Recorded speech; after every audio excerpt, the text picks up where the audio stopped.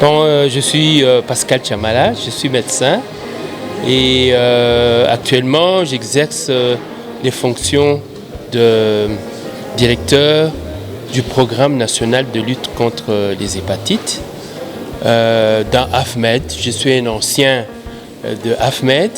Je suis donc non seulement un ancien, mais aussi parmi les pères fondateurs de cette assemblée des anciens amis et étudiants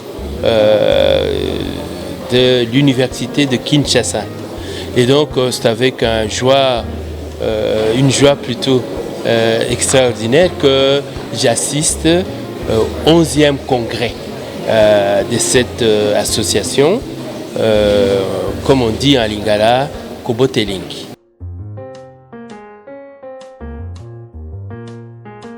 Les avancées sont nombreuses, mais je retiendrai simplement qu'il y a une certaine persévérance. La persévérance, c'est quelque chose qui nous manque beaucoup, nous, dans notre culture congolaise. Mais ici, tous ces membres de la FMED ont fait montre d'une persévérance qui est quand même salvatrice, d'une part. D'autre part, pendant toutes ces activités, on est en train de s'organiser, de structurer le mouvement, ou plutôt l'association, et c'est ce qui est en train de se faire. En même temps qu'on structure l'association, on est en train de vouloir introduire une certaine culture parmi les médecins, parmi les amis, parmi les anciens de la faculté de médecine de l'université de Kinshasa. Et donc, il y a des avancées. Nous sommes à la 11e édition. C'est vrai que la santé en général de la population congolaise n'est pas en train de s'améliorer, mais c'est quelque chose qui va prendre beaucoup de temps. L'important étant que nous puissions persévérer dans l'effort que nous sommes en train de faire.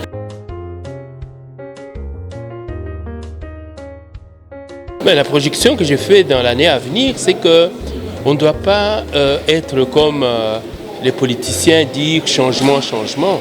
Non, nous devons nous rendre compte que notre système sanitaire est très très bien structuré. Mais le problème, c'est que nous n'utilisons pas les atouts que ce système sanitaire nous offre. Et donc, par exemple, nous n'avons pas suffisamment de maîtrise sur la qualité des soins et des services. Pourtant, nous avons des organes qui sont chargés de ça, notamment le Conseil national de l'ordre des médecins. Nous avons cet organe qui doit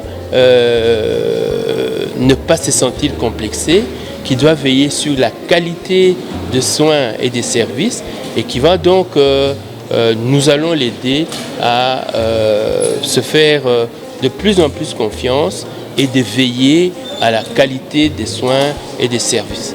Nous avons les syndicats. Les syndicats de médecins sont divers, nous avons la diversité, mais malheureusement il y a la discordance.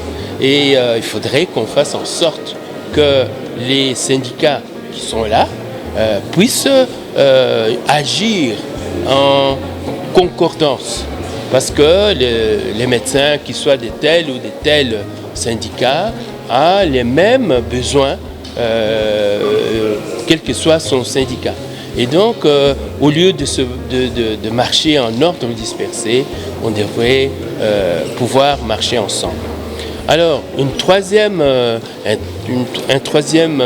organe que nous avons, ce sont les associations, les sociétés savantes. Les sociétés savantes, on en a plus ou moins 9 dans notre pays, on devrait en avoir un peu plus. Ces sociétés savantes devraient être là pour veiller sur la qualité des soins et la qualité des services. Donc, éditer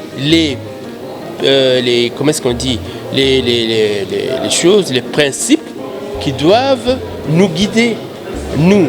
Et il doit évoluer, ou plutôt évaluer régulièrement les prestations médicales et aussi les directives, les actualiser. Et ça, c'est un rôle très très important, et ainsi que la formation de médecins. Et donc, on devrait, à la fin de ces évaluations, du médecin, du prestataire et des programmes et des choses, des principes, on devrait pouvoir sanctionner. C'est une façon de faire en sorte que la sanction ne doit pas seulement être négative. Il y a aussi des sanctions positives qui vont encourager et les médecins et les organisations de médecins à toujours pouvoir faire le mieux pour que la population congolaise soit prise en charge et qu'elle puisse se débarrasser de cette charge financière qu'elle est en train de subir, et faire en sorte qu'elle accède facilement et aux soins et aux services médicaux.